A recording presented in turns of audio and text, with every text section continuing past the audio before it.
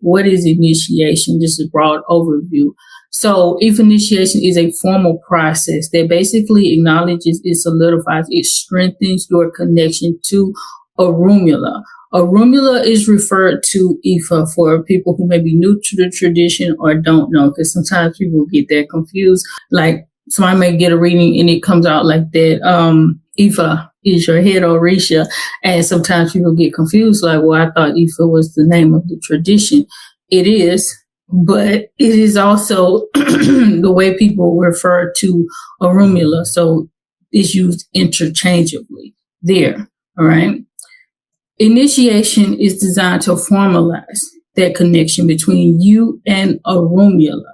It does not establish a connection. The connection was established before you became into the earth. Everybody has a connection to Ifá or Orunmila in the sense that Orunmila witnesses everybody's destiny. So that deity or force knows what you are meant to do. When you seek out Ifá divination, you are consulting, well, the priest or priestess rather is consulting with Orunmila to understand your destined path and what you need to be doing at that particular time in relation to your specific destiny. So what initiation does is it formalizes that connection. So you can think of it like a marriage situation, right? Especially in the Western world where people tend to date and relate for extensive periods of time before they make that commitment to walk down the aisle and be together forever, as it's supposed to be. So what happens with that is you've already been in a connection with that person. It could be a short time, it could be a long time. But when the wedding, that's pretty much a ceremony, right? It solidifies the connection. It allows the world to witness that connection and know that you two are together at that point.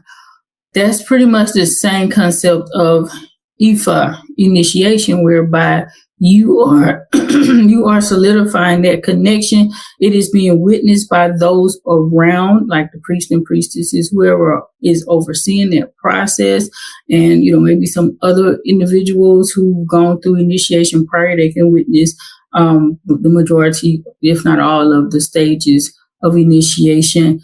Things of that nature, right? And then obviously you can report, like, I've been initiated into the tradition thereafter. After that point, it is also available to anybody. Any and everybody can initiate into Ifá. Doesn't matter your gender, especially any Shay. Let me qualify that statement as well. I'll get to some of the caveats with the gender because that was asked too. But your race, your ethnicity, it doesn't matter. You can choose to initiate into Ifá now. It's also up to the person whether they will initiate you or not. And what is the difference between receiving the Hand of Ifá and full Ifá initiation? So receiving the Hand of Ifá is Isefa, right? So that is when you get the sacred Aikin. This is when somebody, a priest or priestess, not just anybody, goes in and consecrate these Akin for you and gives you this Hand of Ifá in a vessel, usually a white pot.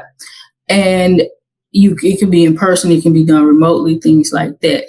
That is something that will also take place, that does typically take place rather, during the Ifá initiation process itself, especially if you don't already have your Hand of Ifá. If you already have it, you can bring it with you. And there are still things that need to be done to it during the initiation process, but it's not like getting it brand new all over again.